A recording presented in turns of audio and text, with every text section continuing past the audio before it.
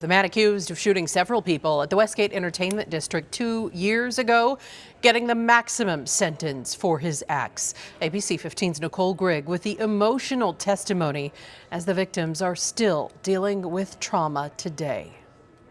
The people you're about to hear from, we've been asked to blur their faces because they're some of the family members of the youngest victims that night. I can hear her screaming, calling, telling me to hurry to get there. An emotional account from the mother of one of the Westgate shooting victims as this mom rushing to try to get to her daughter that night. Everybody was taking photos of my little girl, taking videos of her while she laid there.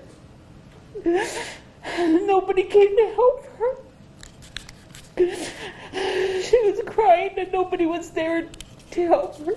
A nurse and her husband eventually rendering first aid. That mother met her daughter at the hospital, unable to speak to her. By the time I got there, she was already in a coma. Armando Hernandez Jr. pleaded guilty to attempted murder charges after opening fire at the Glendale Entertainment District in May of 2020, shooting 3 people, including 2 teens.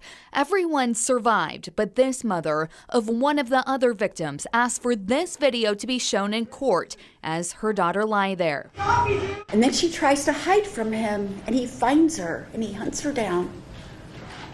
And he points a gun at her face, and he's filming this for the world to see. This is live. This is intentional. But the gun reportedly jammed. That's probably why I have my daughter today. A judge on Friday giving the maximum sentence, 44 years, followed by 7 years probation. For the families, they say the horror of that night wasn't just for the 3 people shot. This is not limited to the 3 folks who were shot. This is not limited to the folks who had guns pointed on them. There were hundreds of people who ran for their lives. Hernandez Jr. did not address the court. His defense team says that's because of his mental health. Reporting in Phoenix, Nicole Grigg, ABC 15, Arizona.